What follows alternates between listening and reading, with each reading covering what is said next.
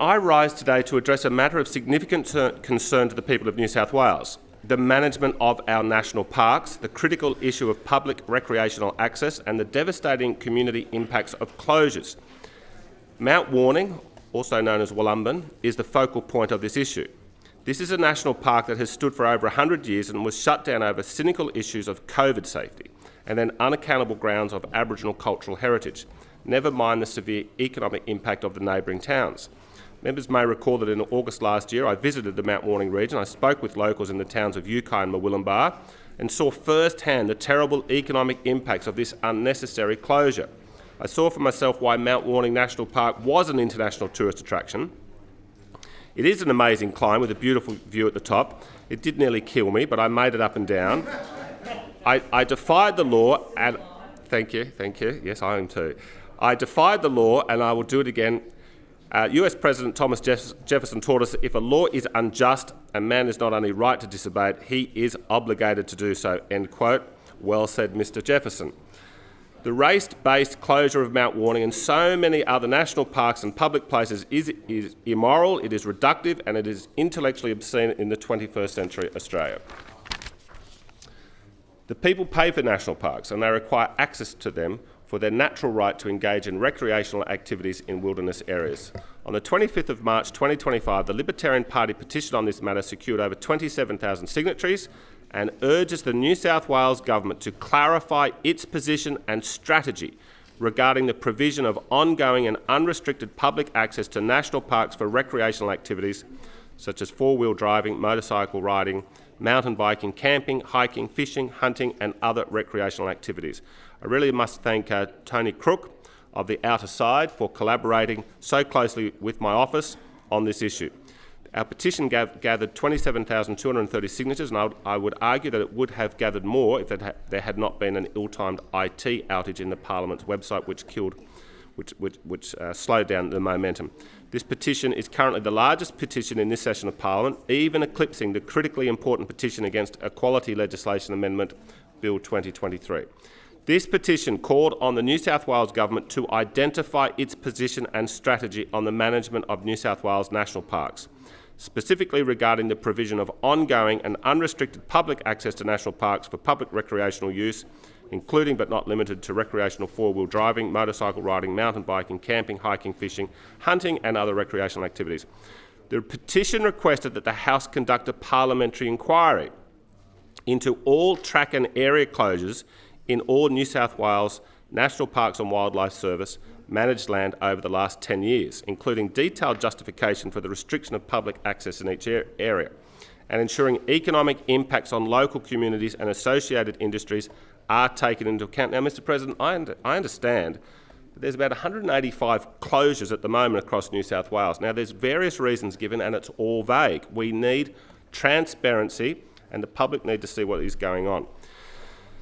The huge response from the community reflects a deep-seated desire to preserve the recreational rights of the public to enjoy and utilise our national parks. These parks are not just areas of natural beauty, they are integral to the lifestyle, culture and enjoyment of many Australians and tourists alike. If we want citizens to truly appreciate and value the natural environment, then the best way to achieve that is for them to experience it firsthand. However, over recent years, New South Wales has witnessed a disturbing trend of increasing restrictions and closures of public access to national parks for a variety of reasons, many vague.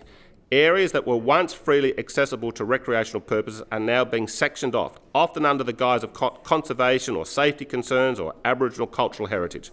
While conservation is undoubtedly important, it must not come at the total expense of public access and freedoms. This is not a problem exclusively caused by Labor. There has been a bipartisan capitulation to conservation conservatives in the Coalition as well. Mount Warning was initially closed by the Coalition. The government's approach to national park management has seemed more focused on control and restriction than on balanced management. This has led to frustration and disappointment among the public, who feel that their voices are not being heard and their recreational rights are being eroded. The role of New South Wales Parliament is to listen to the concerns of the people, and this naturally includes engaging with local communities, recreational groups and stakeholders to develop policies that balance conservation area efforts with public access. which is currently not being achieved. The scales are ever skewed towards conservation and closure. This government needs to recognise that recreational activities can coexist with conservation. Four-wheel driving, for example, can promote environmental awareness and appreciation. These activities also contribute to the local economy and provide opportunities for families to connect with nature and enjoy a low-cost holiday. When government members rise to speak today, they will likely cite the importance of conservation in national parks, and look, every member of this place cares about conservation as well. However, the Minister and the New South Wales National Parks and Wildlife Service have gone too far. No one is proposing that tourists go around tramping on Wallamide pines in secretive areas of the Blue Mountains or damage other sensitive ecology, but rather retain access to national parks that have been in public use for several generations. It could be argued, oh, well, there are 53 million visits to national parks in 2022, and that number is rising. We've opened this and that. And while this is likely true, it doesn't reflect the reality experienced by millions of national park users who are being cut off from their preferred national parks, like Mount Warning. It could be claimed that most closures are short-term and for essential management and maintenance, yet park alerts, such as those for Kangara Boyd National Park, show trail closures lasting over 18 months since flood damage in 2022. Well, I think the flood has passed along. I am also concerned about the authoritarian overreach of the New South Wales Parks and Wildlife Service.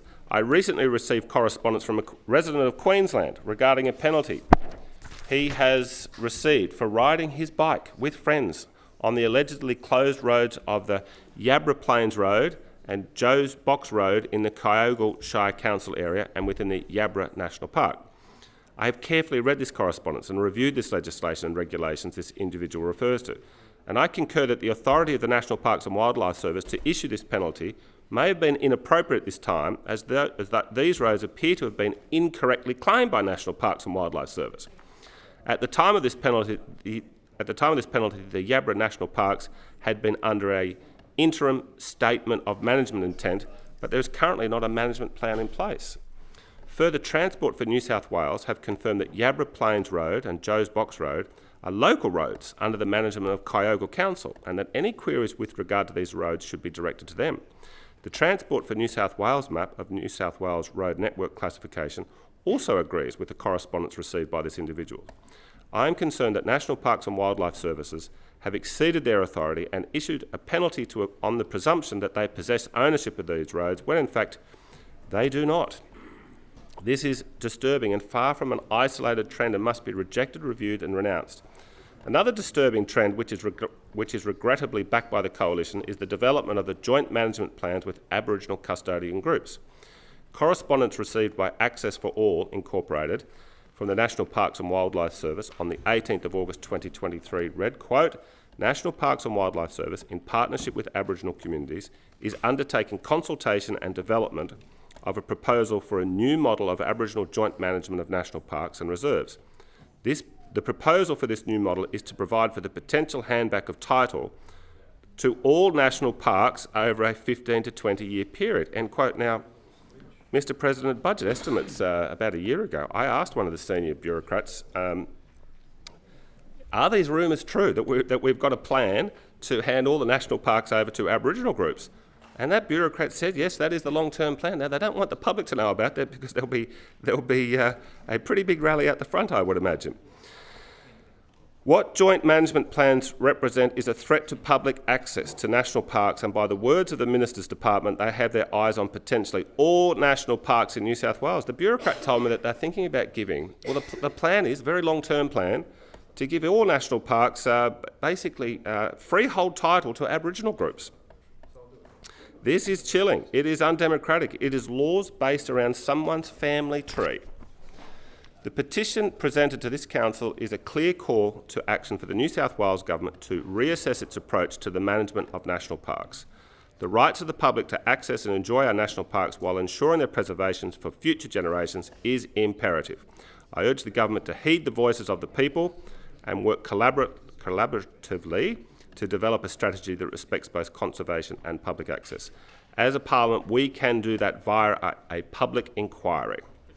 Now, Minister Sharp has replied to the petition in her ministerial reply, and said that an inquiry is not supported at this time, as, quote, "The government's preference is to engage and work directly with local communities and stakeholders.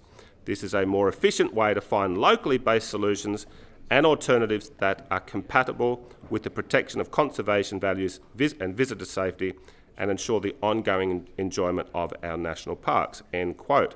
Clearly, the over 27,000 petitioners do not share the Minister's view that this is the most efficient or democratic path forward. This petition is a loud call for a public inquiry to action. Rejecting the call for inquiry is both a political and ethical mistake by the government. An inquiry is the perfect opportunity for the government to re-engage with all sides of the community and restore confidence in the management of national parks. An inquiry will bring public transparency to this issue. I must also take this opportunity to query a strange claim made by the Minister in her reply, quote, "New South Wales Parks and Wildlife Service staff do work alongside highly skilled volunteers to implement shooting programs to manage feral animals under the Supplementary Pest Control Program. This includes volunteers from the Sporting Shooters Association of Australia," end quote.